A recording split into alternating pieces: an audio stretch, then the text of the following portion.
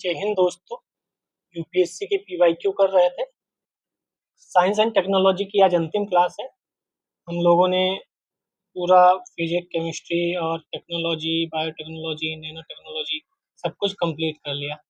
Biology के कुछ topic हैं, कुछ क्वेश्चन हैं 2024 से 2011 तक के, वह कंप्लीट करके आज साइंस एंड टेक्नोलॉजी का भी कंप्लीट कर देंगे। History, geography, economy, polity, environment already completed है। अगर आप कहेंगे तो करंट अफेयर्स और विविध वाले जो क्वेश्चन है वह भी करा दिए जाएंगे और आपकी पूरी 2024 से 2011 तक की प्लेलिस्ट कंप्लीट हो जाएगी। नए हैं तो थोड़ा विजिट करिए चैनल पर, बहुत कुछ आपके लायक मिल जाएगा। 2024 का पहला क्वेश्चन, निम्नलिखित पर विचार कीजिए। टेराबिल्ड बीटल्स, कांतर, मक्खियां, दीमक, बर्र उपयुक्त जीवों के कितने प्रकार में परजीव्याभ जातियां यानी पैरासिटाइड स्पीसीज पाई जाती हैं? तो इसमें दीमक नहीं था और एक और नहीं था, केवल 3 थे। कौन कौन से थे? बर्र था, मक्खियां थी, बीटल्स थे, कीट थे। बर्र, मक्खियां, बीटल्स, बीटल्स, मक्खियां, बर्र, ये तीनों थे। कांतर और दीमक इसमें नहीं था। कांतर क्या है? विशेष रूप से शिकारी होते हैं, क्योंकि ये अगली बार पूछा जा सकता है। इंग्लिश में भी याद रखो, सेंटीपीड्स। ये लगभग हर छोटे और कोमल जंतु को खाते हैं, इसलिए इन्हें परजीवाभ्य नहीं माना जाता। दीमक का भोजन मुख्य रूप से सेल्यूलोज होता है। दीमक पर भी क्वेश्चन पूछा जा सकता है, जो लकड़ी, घास, पत्तियां, ह्यूमस, वनस्पति मूल की सामग्री, इन सब पर होता है। दीमक को परजीवाभ्य के रूप में वर्गीकृत नहीं किया जाता। ठीक है। दूसरा क्वेश्चन, बायोलॉजी से ठीक ठाक क्वेश्चन पूछते हैं। ये टेक्नोलॉजी, साइंस और इन्वायरमेंट इकोलॉजी दोनों में कंसीडर किया जा सकता है। निम्नलिखित में से कौन सा मानव शरीर में संश्लेषित होता है, जो रक्त वाहिकाओं को विस्फारित करता है और रक्त प्रवाह को बढ़ाता है? रक्त प्रवाह को कौन बढ़ाएगा? Nitric oxide, nitrous oxide, nitrogen dioxide या नाइट्रोजन पेंटाऑक्साइड? नाइट्रिक ऑक्साइड जो है वह रक्त प्रवाह को बढ़ाता है। अब देखो, इतने नजदीक नजदीक दिए गए हैं, जो करंट अफेयर्स में होगा शायद तभी पूछ दिया गया होगा, वरना इतना कौन बायोलॉजी पढ़ेगा। ठीक है। थर्ड क्वेश्चन, लेकिन देखो 2024 में कितने क्वेश्चन पूछे गए? 3 क्वेश्चन पूछे गए 2024 में बायोलॉजी से, और ये इन्वायरमेंट में भी कंसिडर हो, मैंने बोला ना। निम्नलिखित पौधों पर विचार कीजिए। मूंगफली, सोयाबीन, हार्स ग्राम या कुल्थी? कौन मटर फैमिली से है? मटर फैमिली, मटर फैमिली का मतलब वही मटर की जैसे होते हैं ना, ऐसे ऐसे अंदर दाने होते हैं, इस टाइप से कौन है? तो सभी 3 है। साइंस एंड टेक्नोलॉजी का फिर आज वही क्वेश्चन मिल गया, सभी 3 वाला। मूंगफली, ग्राउंडनट, फली या बीन फैबेसी कुल की एक प्रजाति है। विश्व में भारत मूंगफली का दूसरा सबसे बड़ा उत्पादक है, याद ध्यान रखिएगा। ठीक है। हासग्राम, फिर मटर।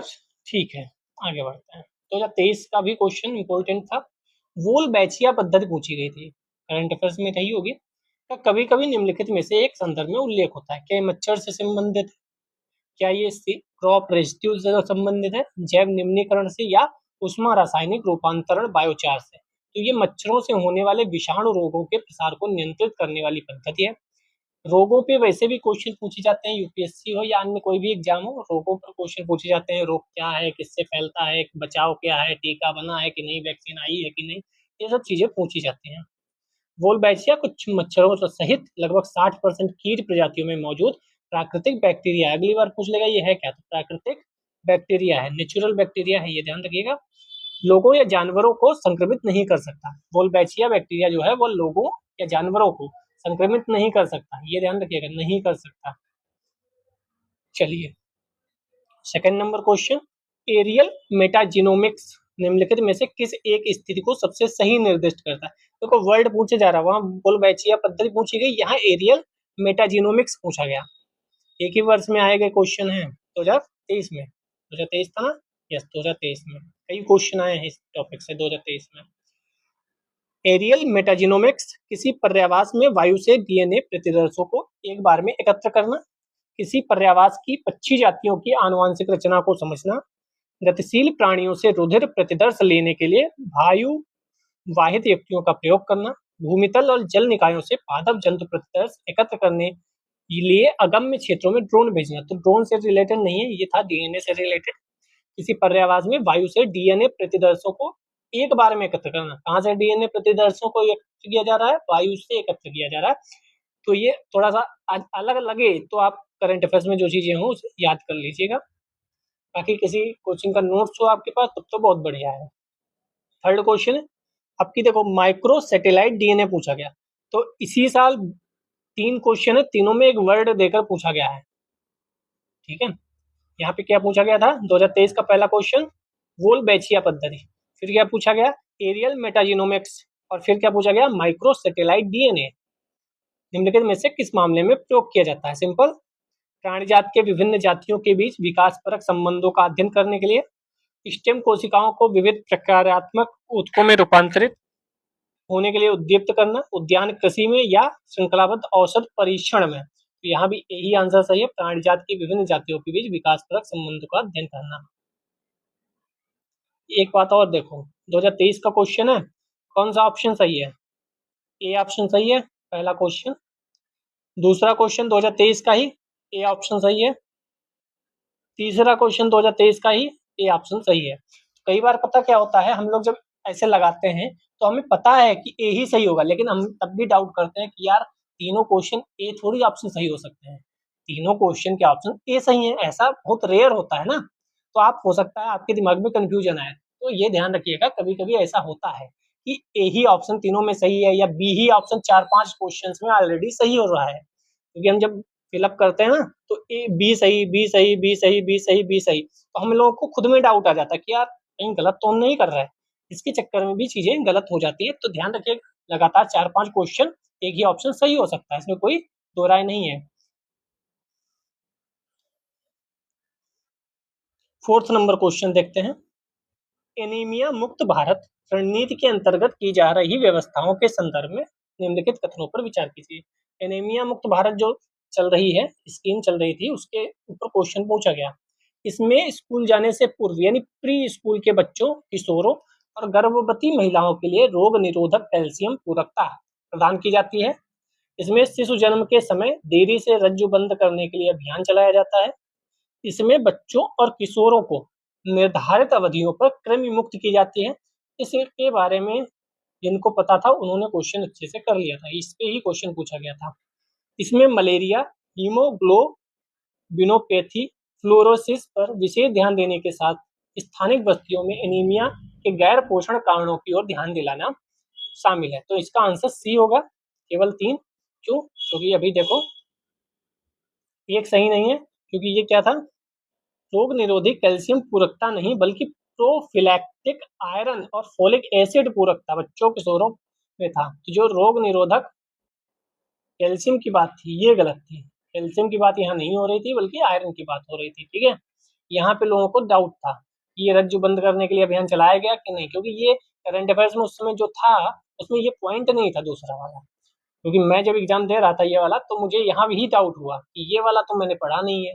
और ऐसा कई यूपीएससी में एग्जाम में क्वेश्चन आते हैं जहाँ 4-5 ऑप्शन होंगे, एक तो ऑप्शन आपने नहीं पढ़ा होगा, फिर वहां पे वही खेला होता है। ठीक है, बाकी तो सब सही है ही। चलिए 2022 देखो, 2023 में 4 क्वेश्चन पूछे गए बायोलॉजी से। ठीक है, लेकिन करंट अफेयर्स का विशेष योगदान है। 2023 का पहला क्वेश्चन, 2022 का पहला क्वेश्चन, निम्नलिखित कथनों में कौन सा एक मानव शरीर में बी कोशिकाओं और टी कोशिकाओं की भूमिका का सर्वोत्तम वर्णन है? बी कोशिका और टी कोशिका बहुत इंपॉर्टेंट है ये टॉपिक। वे शरीर को पर्यावरणीय प्रत्योर्जकों से संरक्षित करती हैं। वे शरीर के दर्द, सूजन का अपशमन करती हैं, प्रतिरक्षा निरोधकों की तरह काम करती हैं, या रोग जनकों द्वारा होने वाले रोगों से बचाती हैं। तो इसका आंसर डी वाला है, शरीर को रोग जनकों द्वारा होने वाले रोगों से बचाती हैं। बी कोशिका और टी कोशिका इंपॉर्टेंट भी हैं। रोगजनकों की अनुक्रिया में बी कोशिकाएं हमारे रक्त में प्रोटीनों की एक श्रृंखला उत्पन्न करती हैं ताकि वे रोग जनकों से लड़ सकें।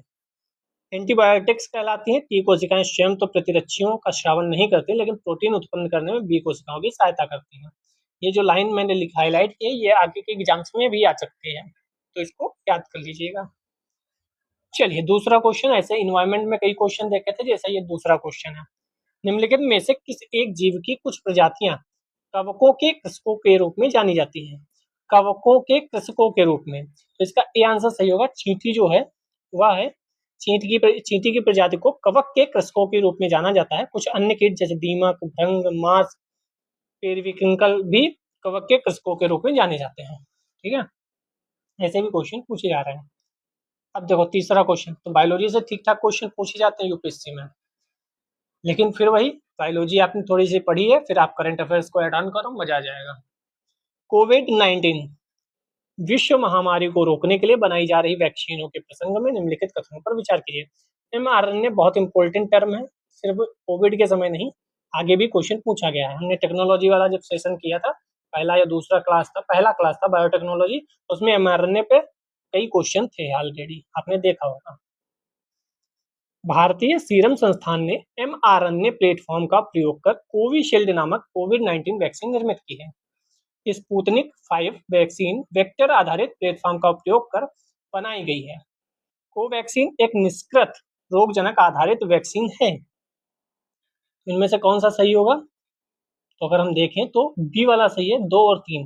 क्यों? क्योंकि जो पहला वाला है भारतीय सीरम वाली, ये गलत है। mRNA और कोविशील्ड जो है, कोविशील्ड वैक्सीन उस प्लेटफॉर्म पर आधारित है जो SARS-CoV-2 स्पाइक ग्लाइकोप्रोटीन को एन्कोडिंग करने वाले पुनः संयोजित चिंपैंजी इंडोवायरस वेक्टर का उपयोग करता है, ना कि दूसरा। ठीक है, अब इसका कोई उद्देश्य बचा नहीं। 4 क्वेश्चन, लेकिन आप ये देखो बायोलॉजी से क्वेश्चन पूछे जा रहे हैं मतलब भर के। आयुष्मान भारत डिजिटल मिशन के संदर्भ में निम्नलिखित कथनों पर विचार कीजिए। प्राइवेट अस्पतालों और सरकारी अस्पतालों को इसे अवश्य अपनाना चाहिए। तो यहाँ पे ये कहा गया है अवश्य अपनाना चाहिए, कोई दिक्कत नहीं, क्योंकि इसका लक्ष्य स्वास्थ्य की सार्वजनीन व्याप्ति है। अंततोगत्वा भारत के हर नागरिक को इसका हिस्सा हो जाना चाहिए या पूरे देश में निर्बाध रूप से लागू किया जा सकता है। कौन सा इसमें से सही होगा? बी, केवल 3 सही है। क्यों? क्योंकि प्राइवेट अस्पताल, सरकारी अस्पताल, जब क्वेश्चन पूछा गया था तो इसमें क्या था, इस मिशन के तहत नागरिक अपना आयुष्मान भारत स्वास्थ्य खाता संख्या प्राप्त कर सकेंगे, डिजिटल रिकॉर्ड को जोड़ा गया है। 2017 की सिफारिश के अनुसार आया था। ठीक है, और इसमें हाँ, निजी एवं सार्वजनिक अस्पतालों के लिए यह अनिवार्य नहीं है। वहाँ क्या लिखा था? अनिवार्य रूप से अपनाना आवश्यक है। तो आप देखते भी होंगे कई प्राइवेट अस्पताल है जहाँ लिखा होता है, बोर्ड लगा होता है आयुष्मान भारत योजना वाला, लेकिन कई अस्पताल ऐसे हैं जहाँ नहीं लगा होता है। प्रत्येक नागरिक को इसका हिस्सा बनना अनिवार्य नहीं है, ये भी गलत था।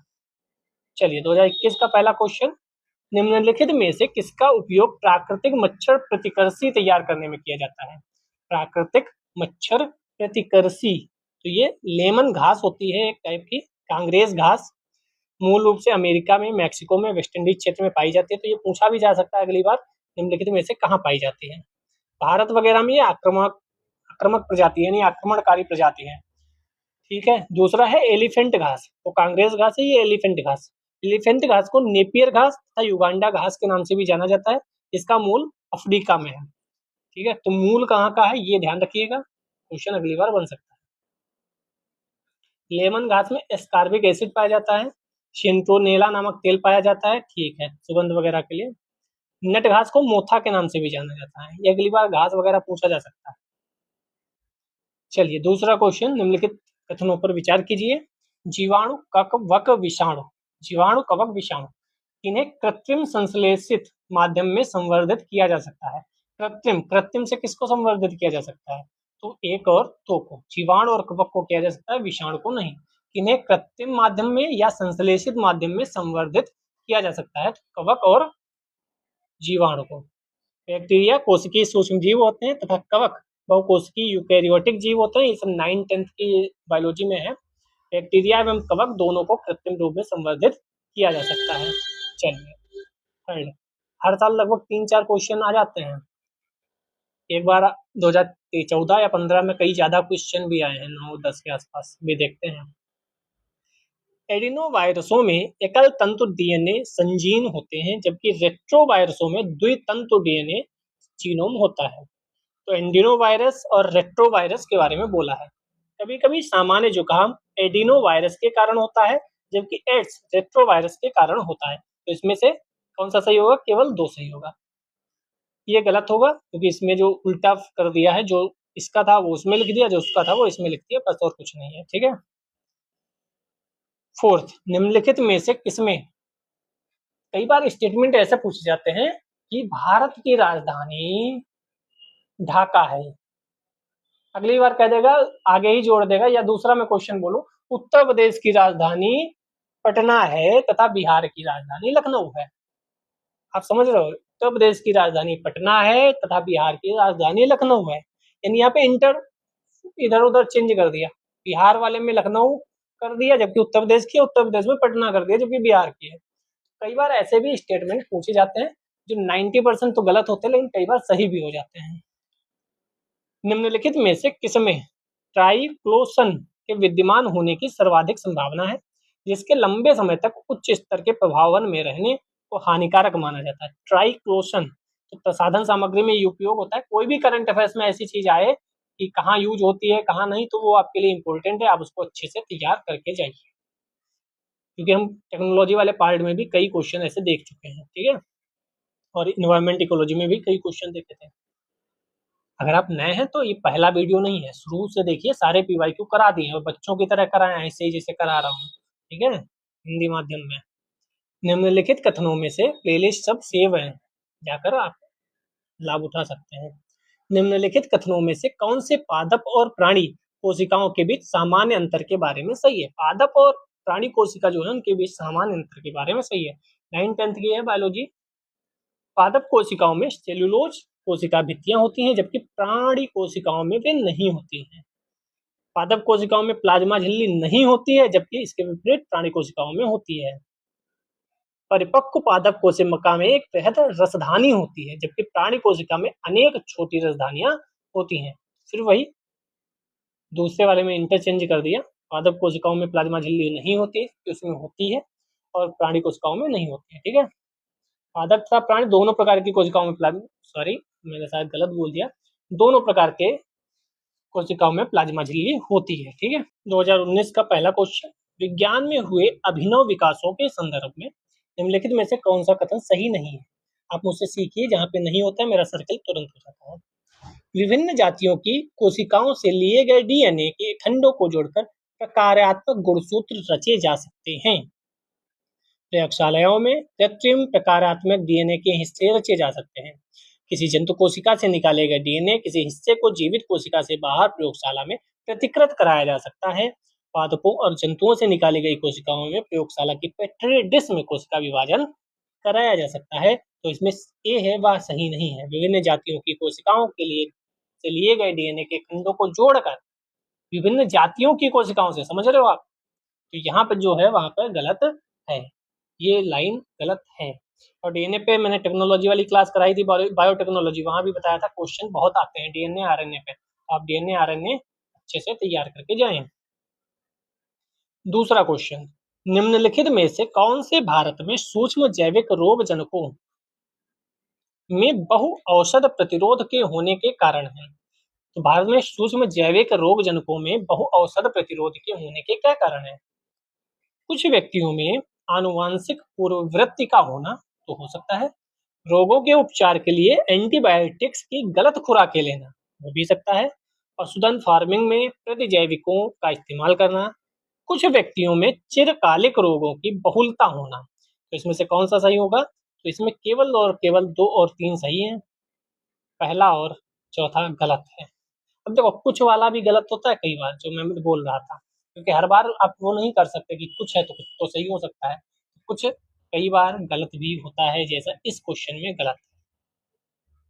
ठीक है, आनुवांशिक पूर्ववृत्ति के कारण भारत में सूक्ष्म रोग जनकों में बहु औषध प्रतिरोध नहीं होता। व्यक्तियों में चिरकालिक रोगों की बहुलता का होना भी सूक्ष्म जैविक रोग जनकों में बहु औषध प्रतिरोध होने का कारण नहीं है। भारत में इसलिए वर्ड लिखा है, बाहर भी हो भी सकता है, शायद भारत की बात बता रहा है वह। तीसरा, निम्नलिखित में से कौन सा सही नहीं है। यकृत शोथ बी विषाणु काफी कुछ एचआईवी की तरह ही संचरित होता है। क्या ऐसा है। यकृत शोथ सी का टीका होता है जबकि यकृत शोथ बी का कोई टीका नहीं होता है। सी का टीका है, बी का नहीं है क्या। सार्वभौम रूप से यकृत शोथ बी और सी विषाणुओं से संक्रमित व्यक्तियों की संख्या एचआईवी से संक्रमित लोगों की संख्या से कई गुना अधिक है।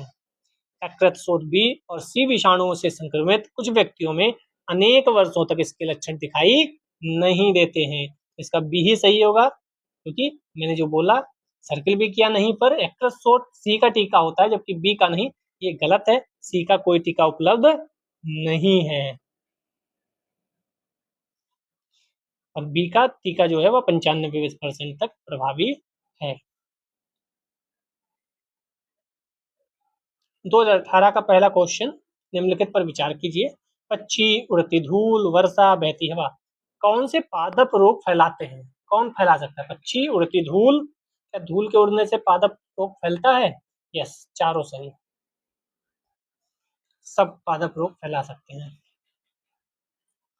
चलिए दूसरा क्वेश्चन, मरुस्थल क्षेत्रों में जल ह्रास को रोकने के लिए निम्नलिखित में से कौन से पर्ण रूपांतरण होते हैं?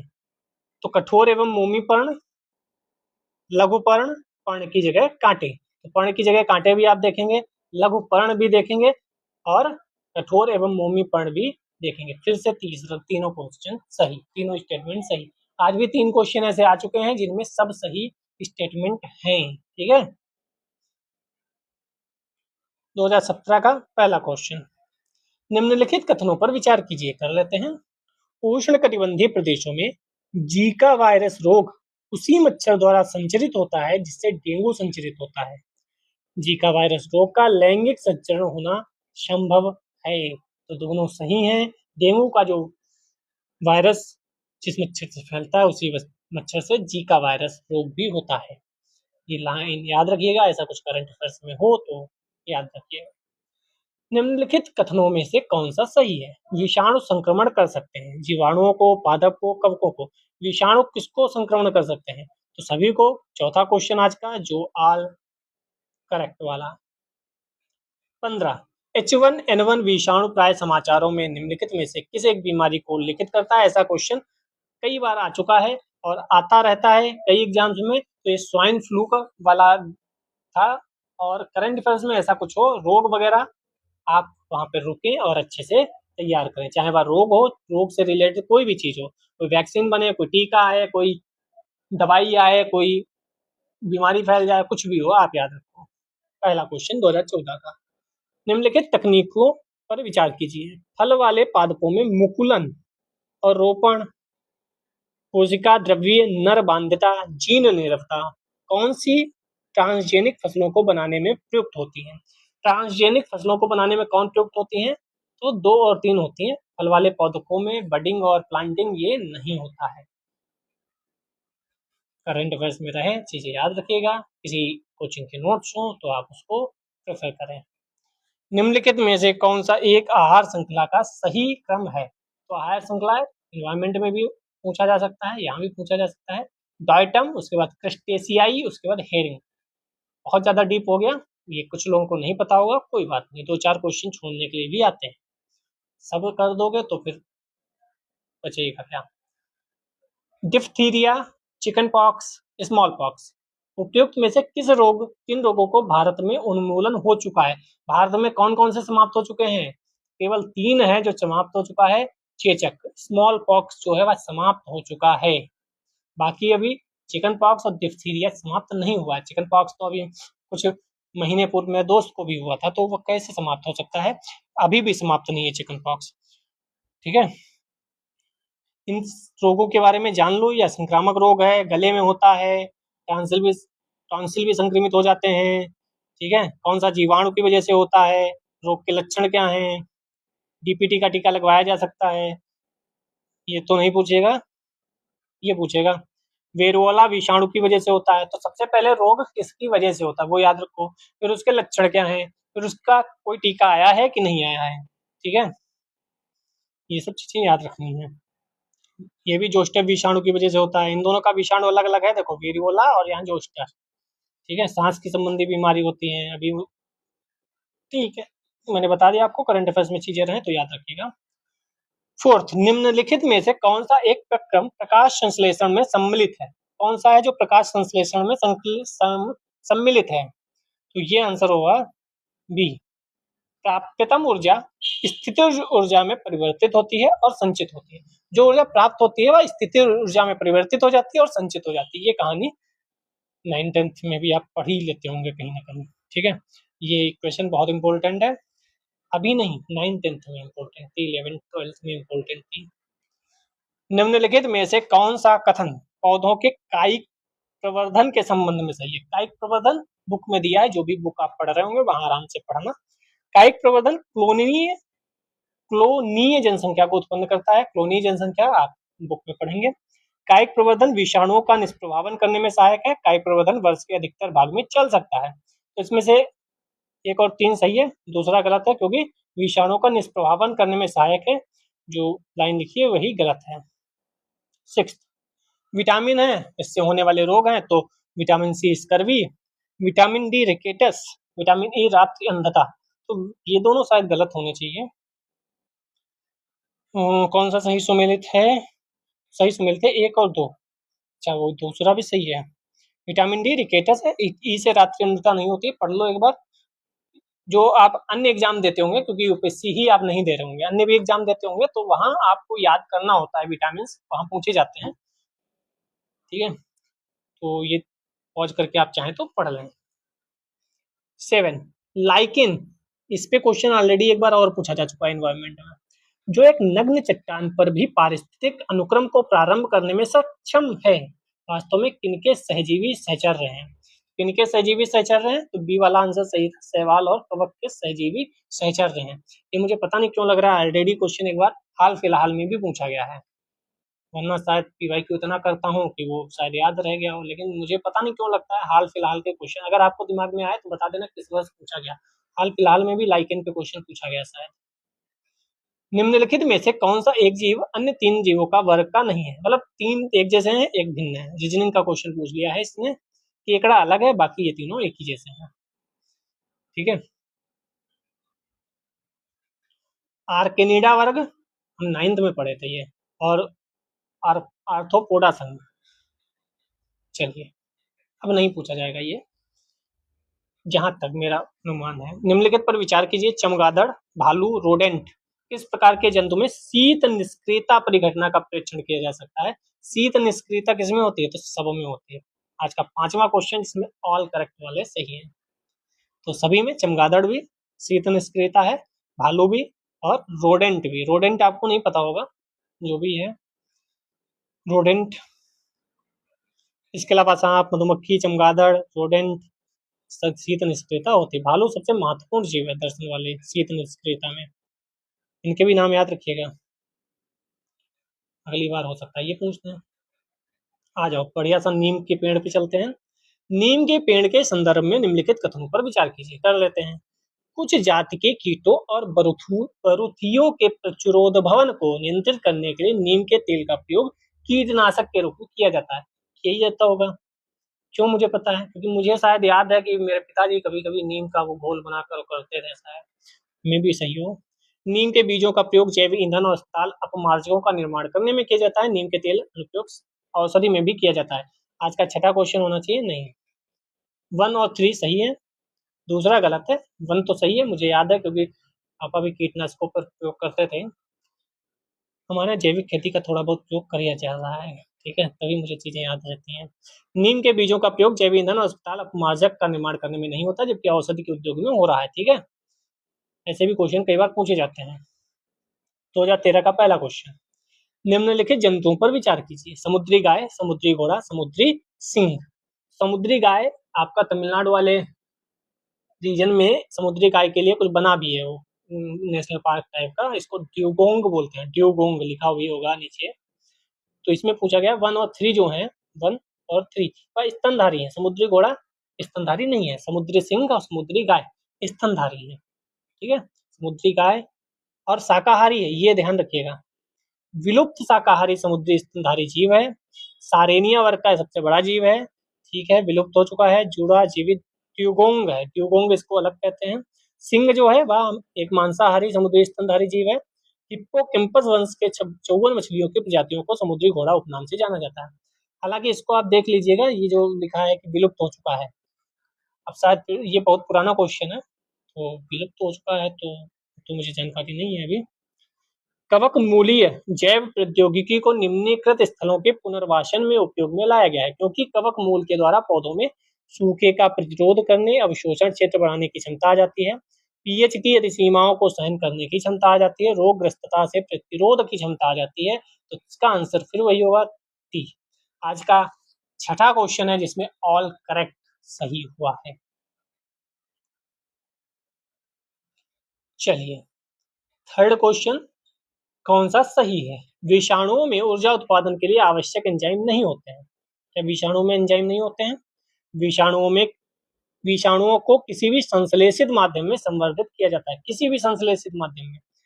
विषाणु को एक जीव से दूसरे जीव में संचारण केवल जैविकी संवाहकों द्वारा ही होता है, तो इसका केवल एक सही होगा। क्यों? क्योंकि यहाँ किसी भी लिख दिया एक्सट्रीम और यहाँ केवल लिख दिया स्ट्रीम, एक्सट्रीम।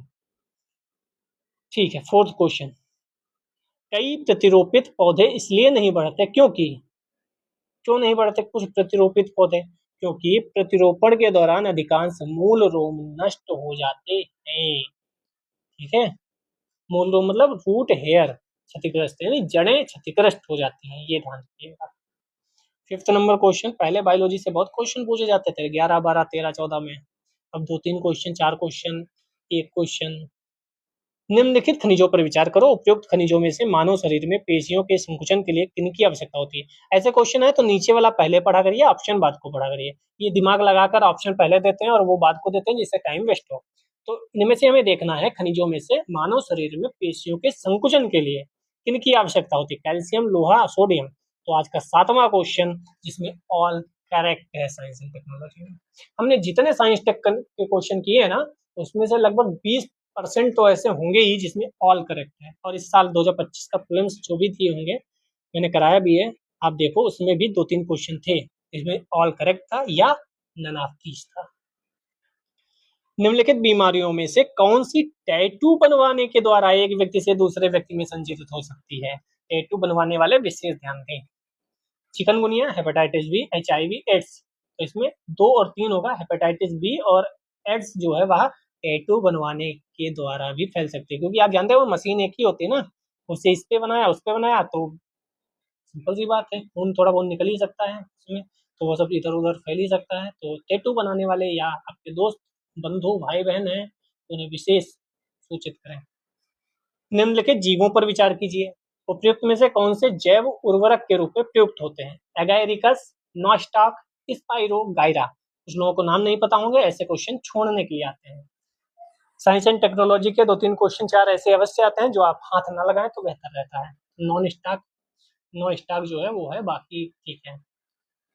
8 नंबर क्वेश्चन, जीवाणु, विषाणु, वायरस, DNA, RNA, इन सबसे क्वेश्चन बहुत आते हैं।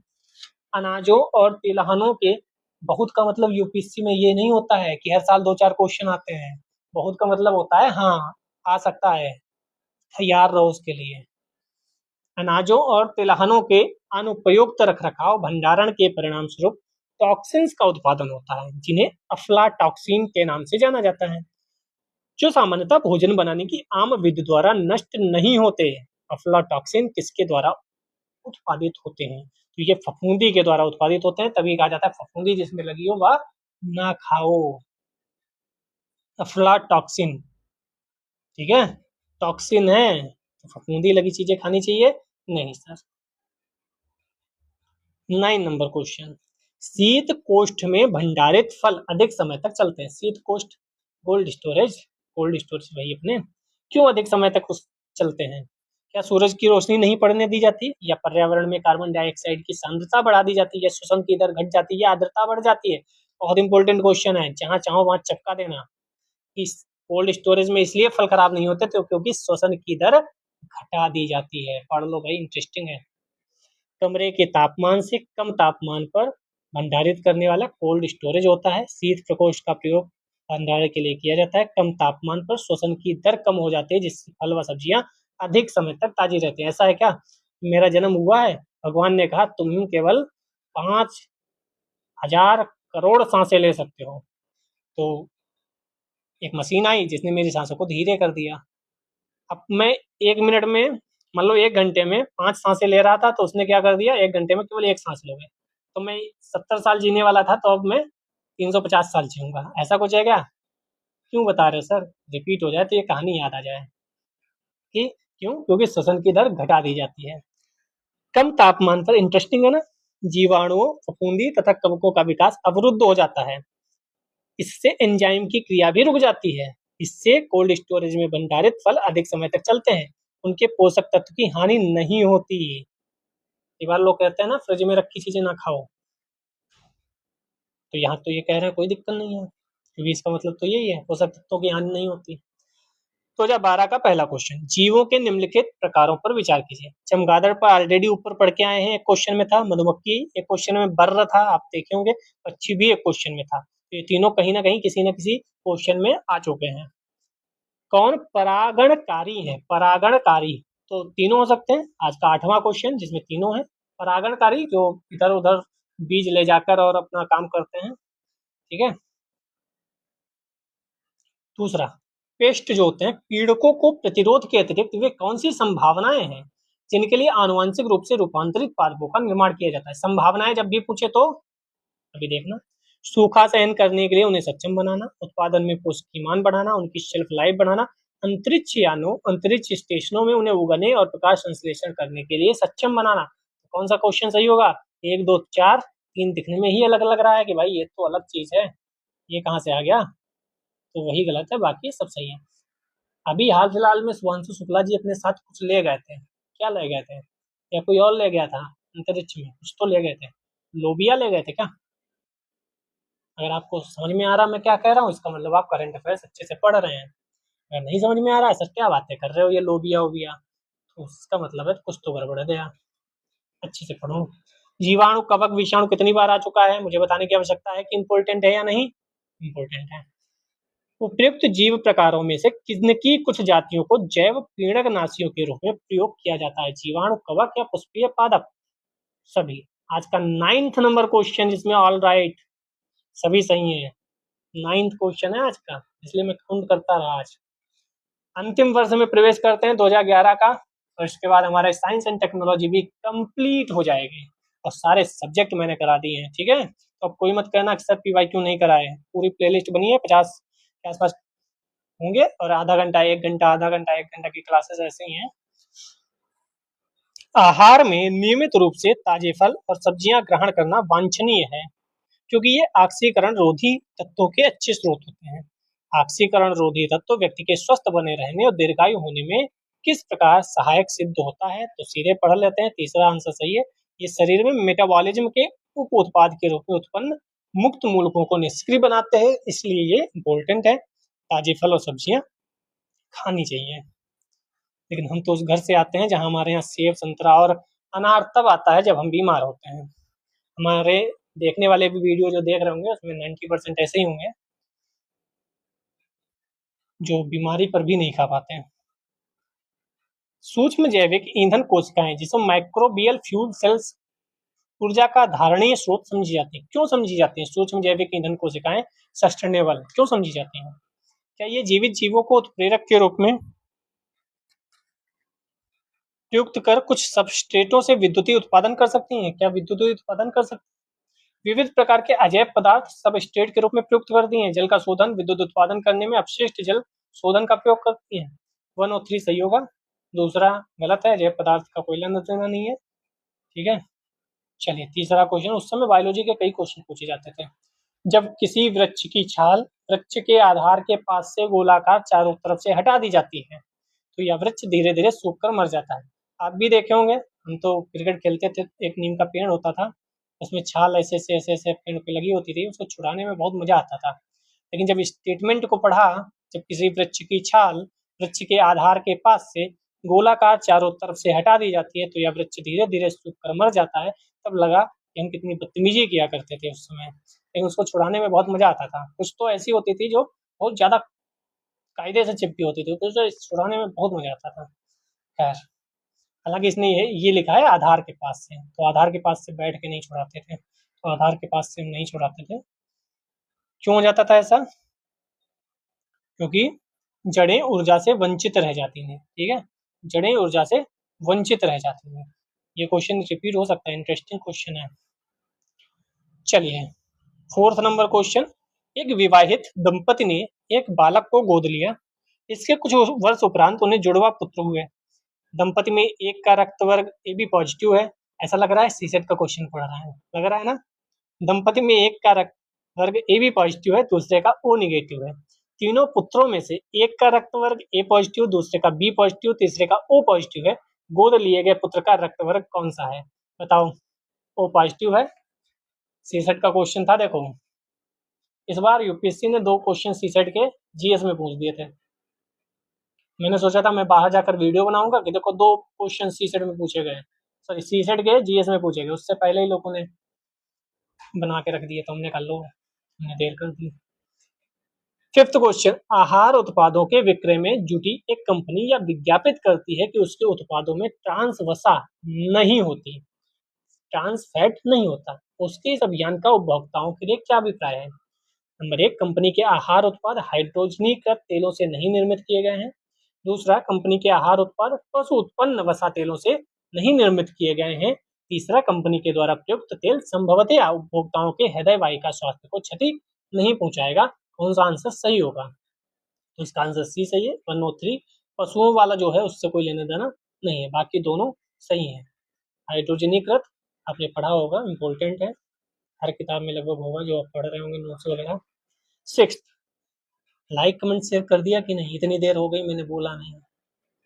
बाजार में बिकने वाले एस्पर्टेम कृत्रिम मधुरक हैं, क्या एमिनो अम्ल से बना होता है और अन्य अमीनो अम्ल के समान ही कैलोरी प्रदान करता है, फिर भी यह भोज्य पदार्थों में कम कैलोरी मधुरक के रूप में इस्तेमाल होता है, का क्या आधार है?